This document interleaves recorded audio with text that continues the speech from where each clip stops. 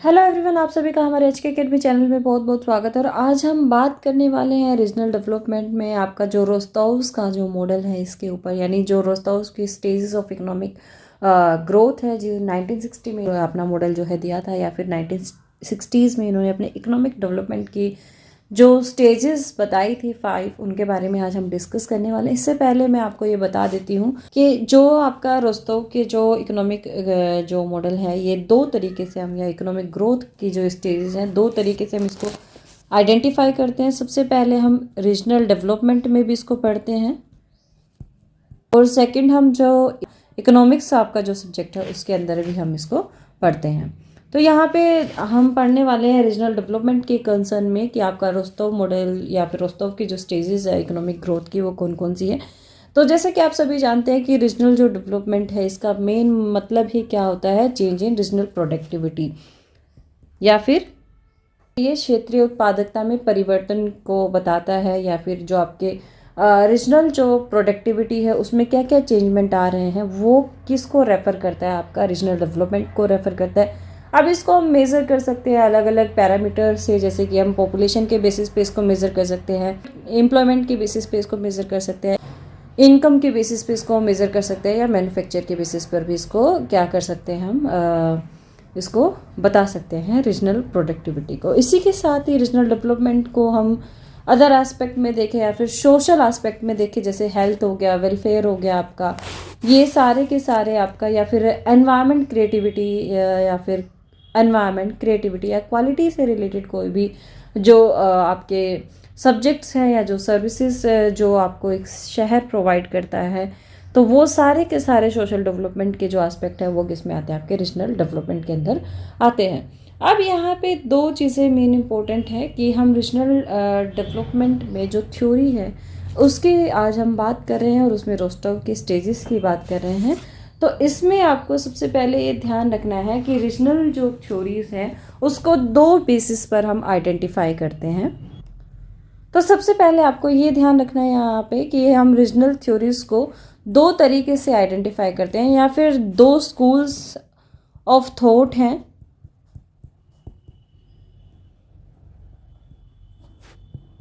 Regional development की theories की एक स्कूल ऑफ थॉट क्या कहता है कि आपका जो डेवलपमेंट है वो कहाँ से होगा, डेवलपमेंट फ्रॉम एबो स्कूल, या फिर ऊपर से विकास का सिद्धांत इसको कह सकते हैं।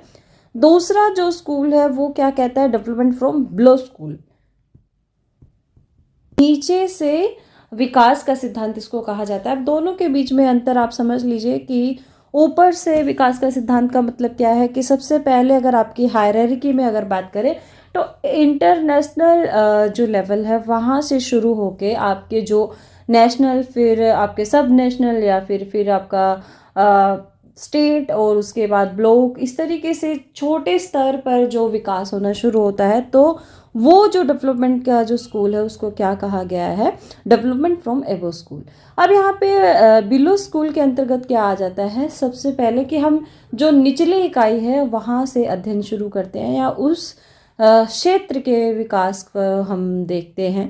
और ये सबसे ज़्यादा इम्पोर्टेंट क्यों है, क्योंकि ऐसा माना जाता है, जो स्कॉलर्स हैं इस स्कूल के वो ये कहते हैं कि जो छोटे जो क्षेत्र है, छोटे जो संस्थान है, उनको अपने क्षेत्रों पर नियंत्रण रखना चाहिए, ताकि वो क्या कर सके, अपना जितनी भी वांछित जीवन शैली है उसका आराम से निर्माण कर सके। तो यहाँ पे रोस्टोव के मॉडल की शुरुआत होती है। तो रोस्टोव का मॉडल है वो बेसिकली आपका किसके अंदर आता है, ब्लो स्कूल के अंतर्गत आता है, यानी नीचे से विकास के सिद्धांत के अंतर्गत आता है। तो यहाँ पर सबसे मेन जो आधार है इनका वो क्या है, आपका इकोनॉमिक बेस्ड थ्योरी है। ये ध्यान रखना है आपको। अब इस इकोनॉमिक बेस्ड थ्योरी में हम बात करने वाले हैं रोस्टोव के मॉडल की। तो ऊपर से नीचे के जो चरण है ये आपको समझ आ गया होगा, और नीचे से उच्च जो चरण है वो आपको समझ आ गया होगा। तो यहाँ पे सबसे पहले आपको ये समझना है कि जो नीचे से ऊपर की थ्योरी है इसमें सिर्फ दो आपके बहुत इंपॉर्टेंट है, जिसमें एक रोस्टोव आ जाते हैं आपके, और दूसरा जॉन फ्रिडमैन।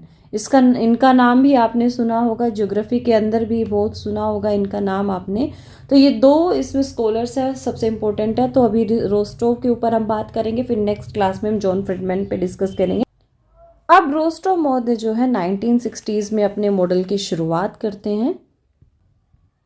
अब यहाँ पे ये क्या कहते हैं कि 5 स्टेजेस हैं आपकी डेवलपमेंट की, या फिर आपके रीजनल डेवलपमेंट की उन्होंने 5 स्टेजेस यहाँ पे बताई है। अब वो 5 स्टेजेस क्या क्या है इनको एक बार देख लेते हैं। तो सबसे पहले स्टेज वो क्या कहते हैं कि पहली स्टेज जो है वो क्या है, ट्रेडिशनल सोसाइटी की है, जिसको हिंदी में बोलते हैं पारंपरिक समाज की, या फिर जो पारंपरिक आपका जो क्षेत्र है उसकी। दूसरी जो स्टेज है वो क्या कहते हैं, टेक ऑफ प्री कंडीशन।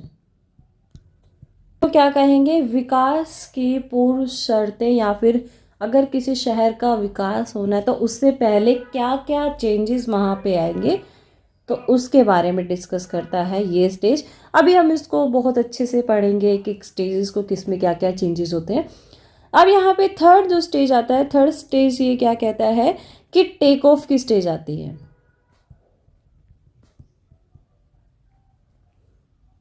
फिर फोर्थ जो स्टेज आती है वो फोर्थ स्टेज क्या है आपकी, मैच्योरिटी की स्टेज आती है।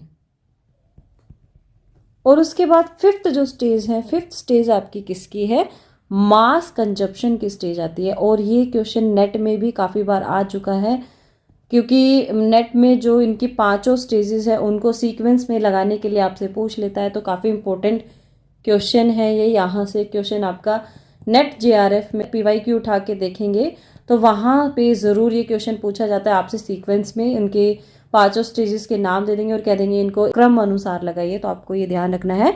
सबसे पहले स्टेज क्या देता है, ट्रेडिशनल सोसाइटी।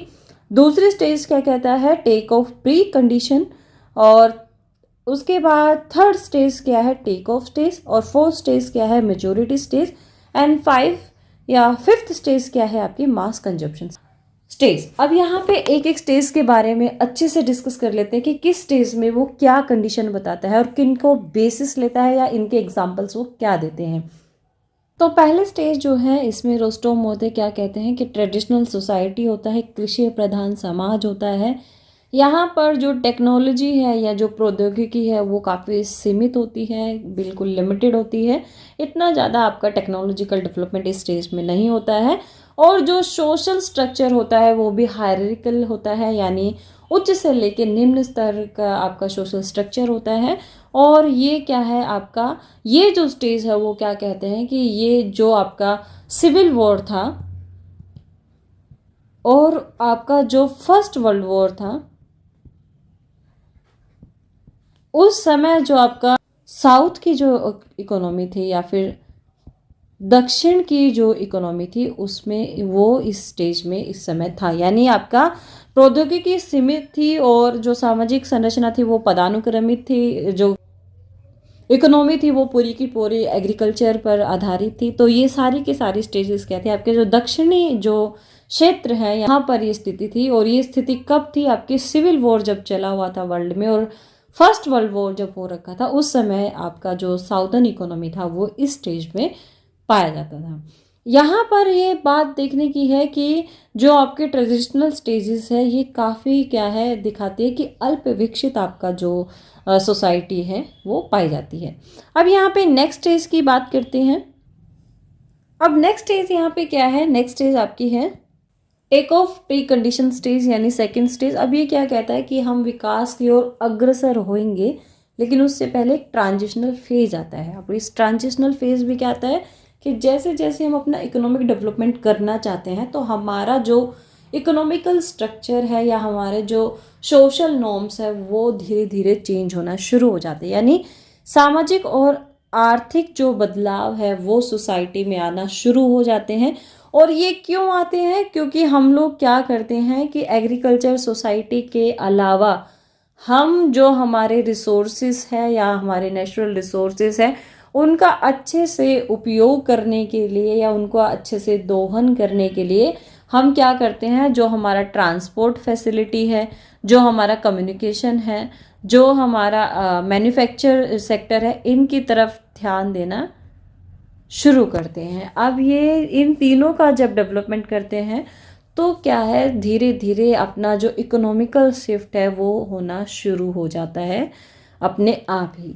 अब यहाँ पे क्या है कि जो आपके प्रबंधक यानी जो मैनेजमेंट से रिलेटेड जो लोग हैं या कुशल जो आपके श्रमिक हैं, वो क्या है, उनका बैकवर्ड रीजन्स स्थानांतरण होना शुरू हो जाता है, यानी जो पिछड़े क्षेत्र हैं वहाँ से इनका स्थानांतरण हो जाता है। और इसके साथ ही एक नया सोशल और आपका पॉलिटिकल जो अभिजात वर्ग है उसका उदय होता है। तो ये आपके take off stage, pre take off stage है, यानी टेक ऑफ स्टेज या विकास से पहले की जो अवस्था है वो, यानी जैसे हम एग्रीकल्चर से शिफ्ट करना शुरू करते हैं, जैसे हम ट्रांसपोर्ट फैसिलिटीज़ का डेवलपमेंट करना शुरू करते हैं, जैसे हम संचार साधनों का विकास करना शुरू करते हैं, जैसे हम उद्योगों में निवेश करना शुरू करते हैं, वैसे वैसे हमारा सामाजिक और आर्थिक बदलाव होना शुरू हो जाता है।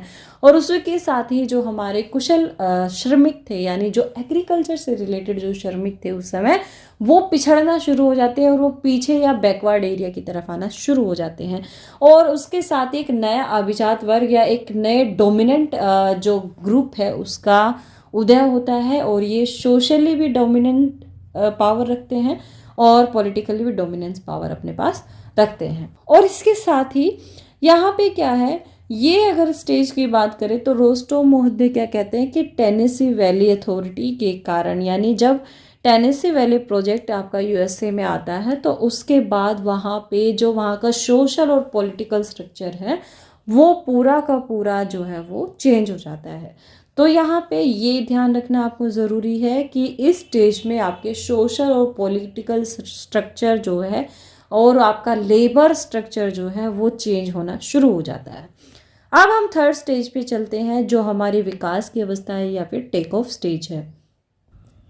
अब थर्ड जो स्टेज है वो आपके है टेक ऑफ स्टेज। अब टेक ऑफ स्टेज पे क्या कहता है, जो आपके रोस्टो महोदय है वो क्या कहते हैं मेनली कि जो टेक ऑफ स्टेज है इसमें विकास की गति जो है वो निर्भर करती है किस पे, एक बाहरी प्रोत्साहन पे या एक्सटर्नल जो फोर्सेस है उसके ऊपर। अब ये एक्सटर्नल फोर्सेस उस समय उन्होंने क्या बताया कि ये कोई एक बड़ा जो युद्ध है वो हो सकता है। बड़े युद्ध में हम बात करें सेकेंड वर्ल्ड वॉर की, तो सेकेंड वर्ल्ड वॉर के समय हम अगर बात करें तो उस समय अनुसंधान का जो कार्य है उसको बहुत बढ़ावा दिया गया। उस समय जो उत्पादन के केंद्र थे यानी प्रोडक्शन हाउसेस जो थे या इंडस्ट्रियल प्रोडक्शन जो है उसको बहुत बढ़ावा दिया गया। इसके साथ ही जो सैन्य संबंधी कार्य हैं उसमें काफ़ी निवेश किया गया, और ये सभी कार्यों ने क्या किया, जो आपकी टेक ऑफ स्टेज है इसको एक पुशअप करने का काम किया, और इसकी वजह से क्या है आपका जो साउदर्न इकोनॉमी है उसका काफ़ी डेवलपमेंट हुआ। अब यहाँ पे हम बात करते हैं कि ये जो टेक ऑफ स्टेज है ये सिर्फ यहीं तक नहीं थी कि सेकेंड वर्ल्ड वॉर आया, ख़त्म हो गया, चला गया, क्योंकि यहाँ पर जितने भी निवेशक थे, जितने भी आपके गवर्नमेंट्स थी उन सब ने, और जितने भी आपके प्राइवेट या फिर इन्वेस्टर्स थे उन सब ने बाद में भी इन उद्योगों में निवेश करना जारी रखा।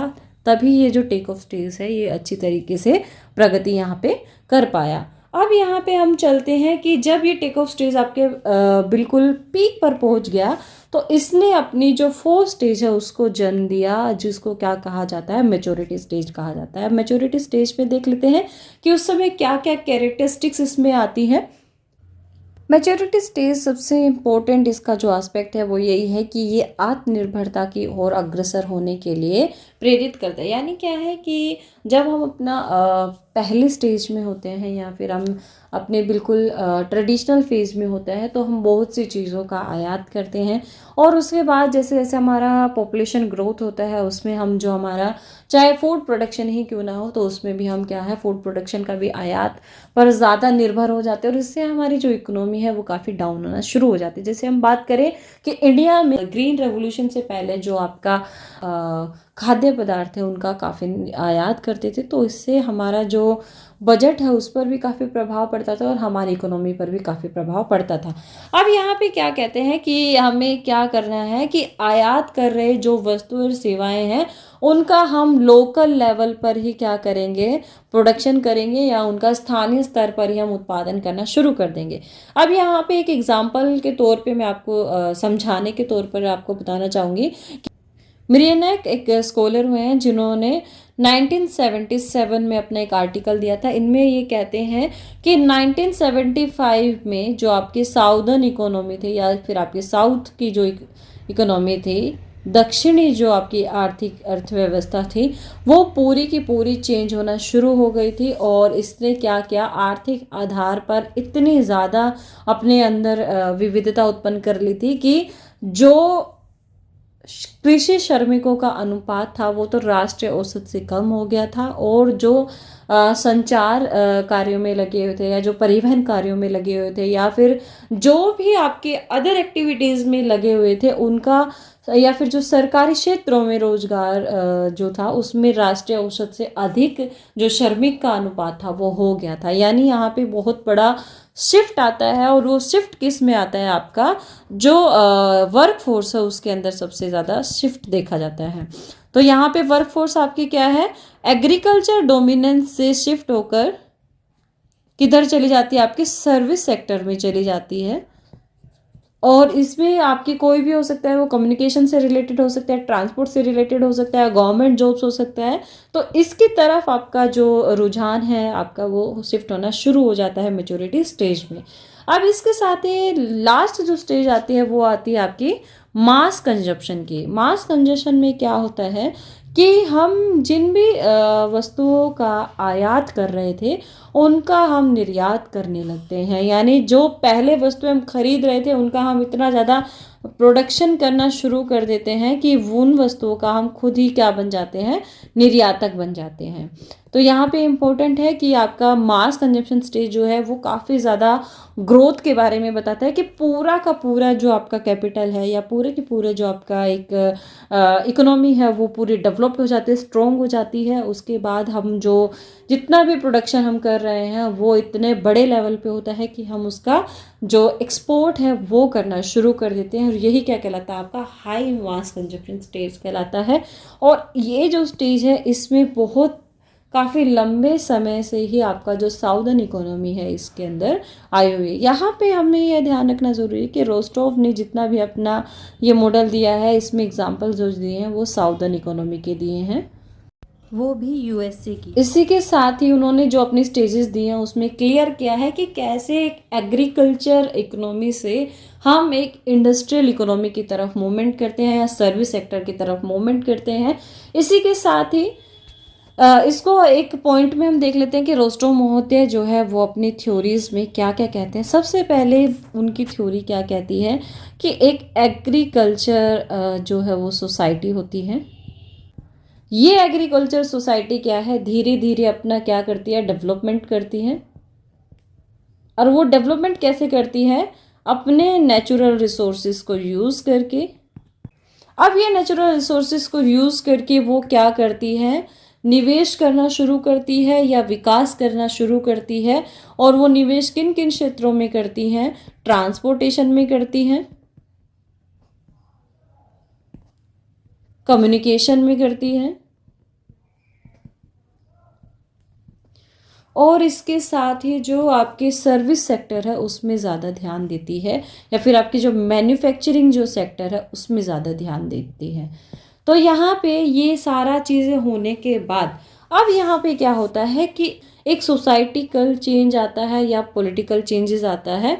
तो ये हम सेकेंड स्टेज में चले जाते हैं जो क्या बता रहा है, एक ट्रांजिशनल फेज बता रहा है या फिर ट्रांजिशनल जोन जो है उसको डिफाइन कर रहा है कि इसमें हमारा जो ट्रांजिशन अब किस किस चीज़ में होता है कि जो हमारा सोशल स्ट्रक्चर है वो चेंज होना शुरू हो जाता है, पॉलिटिकल स्ट्रक्चर है वो जो है बदलना शुरू हो जाता है। अब यहाँ पर मेनली क्या है, आपका एक नया जो अभिजात वर्ग है उसका उदय होता है, यानी एक एक नए डोमिनेंस पावर जो यहाँ पे उभर कर सामने आती है। अब इसके बाद ये सारा होने के बाद कि हम ट्रांजिशनल जोन में आ गए हैं, ट्रांजिशनल जोन में हमारा जो अभिजात वर्ग है उसका उदय हो गया है। इसके बाद हम क्या करते हैं, थर्ड स्टेज में प्रवेश करते हैं। और थर्ड स्टेज में प्रवेश करने के लिए हमें क्या चाहिए, हमें पुश पावर चाहिए। पुश पावर कैसे चाहिए कि हमें एक ऐसी शक्ति चाहिए जो हमारे डेवलपमेंट को पुश कर सके, या एक ऐसा बहाना कह सकते हैं, या एक ऐसा क्या कह सकते हैं कि जैसे बोलते हैं ना, इंसिडेंट कह सकते हैं कि जिसकी वजह से क्या हो, हमारी इकोनॉमी एकदम से बूस्ट करना शुरू कर दी। जैसे कि जब सेकेंड वर्ल्ड वॉर शुरू होता है तो उस समय क्या सिचुएशन आती है कि हमें बहुत बड़े संख्या में हमारे पास क्या है, आर्मी है। अब उस आर्मी को क्या चाहिए, हथियार चाहिए। हथियार कहाँ बनेंगे, इंडस्ट्रीज़ में बनेंगे। तो हमें क्या चाहिए, इंडस्ट्रीज़ का डेवलपमेंट करना है। अब क्या करना है, इतने बड़े लेवल पे अगर सैनिक हमने जुटाए हैं तो उनको खाने के लिए खाना चाहिए। तो उसके लिए हमें क्या चाहिए, जो एग्रीकल्चर है उसमें भी डेवलपमेंट की ज़रूरत है। तो वहाँ पर भी हम क्या करते हैं, टेक्नोलॉजी का यूज़ करना शुरू करते हैं। नए नए इन्वेंशन चाहिए, नई नई खोज चाहिए, नए नए हमें इक्विपमेंट चाहिए। तो उसके लिए क्या चाहिए, हमें रिसर्च पे हम इन्वेस्ट करना शुरू करते हैं। तो इस तरीके से हम क्या करते हैं, अपनी टेक ऑफ स्टेज में आ जाते हैं। तो ये है आपकी सिंपल सी थर्ड स्टेज में हम कैसे एंटर करते हैं कि हमें एक पुश पावर चाहिए, ऐसा जोरदार धक्का चाहिए अपनी ज़िंदगी में कि एकदम से जाके हम कामयाब हो जाएं। और उसके लिए क्या चाहिए, बस एक रास्ता। एक रास्ता क्या, एक छोटी सी पहल कि हमें ईमानदारी से पढ़ना है। तो इससे से ही क्या होगा, हम अपने जो मंजिल है उस तक पहुंच जाएंगे। सेम यही चीज़ आपकी लागू होती है इस पुश पावर के लिए या फिर टेक ऑफ स्टेज के लिए। अब हमने टेक ऑफ स्टेज को क्या करना है, पार करना है। तो टेक ऑफ स्टेज को पार करने के बाद हम क्या करेंगे, अब जाएंगे हम सीधा मेच्योरिटी स्टेज पे। अब मेच्योरिटी स्टेज क्या कहती है कि भाई हमने बहुत दूसरों से पैसा मंगा लिया है, आयात कर लिया है, चाहे वो खाद्य पदार्थ हो, चाहे वो टेक्नोलॉजी हो, चाहे वो आपकी मशीनरीज हो।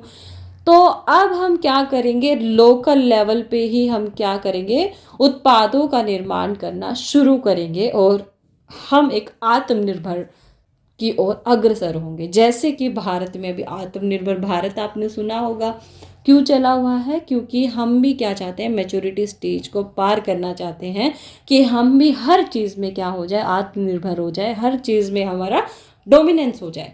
अब यहाँ पे अगर हम मेच्योरिटी स्टेज में बात करें तो दो चीज़ें हो जाती हैं कि एक तो क्या है, आपकी वर्क फोर्स में सबसे ज़्यादा चेंज आता है कि जो आपकी एग्रीकल्चर में लगी हुई जो जनसंख्या थी वो किधर की तरफ शिफ्ट हो जाती है, आपकी पूरी की पूरी सर्विस सेक्टर की तरफ, इंडस्ट्रीज़ की तरफ, इनकी तरफ परिवर्तित होना शुरू हो जाती है। इसके बाद लास्ट में क्या होता है कि भाई हमने सब कुछ कर लिया, हमने इंडस्ट्रियल डेवलपमेंट कर लिया है, हमने बाकी सर्विस सेक्टर में भी डेवलपमेंट कर लिया है, सब कुछ कर लिया है। तो और हम आत्मनिर्भर भी हो गए हैं। अब हमारे पास प्रोडक्शन भी क्या है, सरप्लस हो रहा है।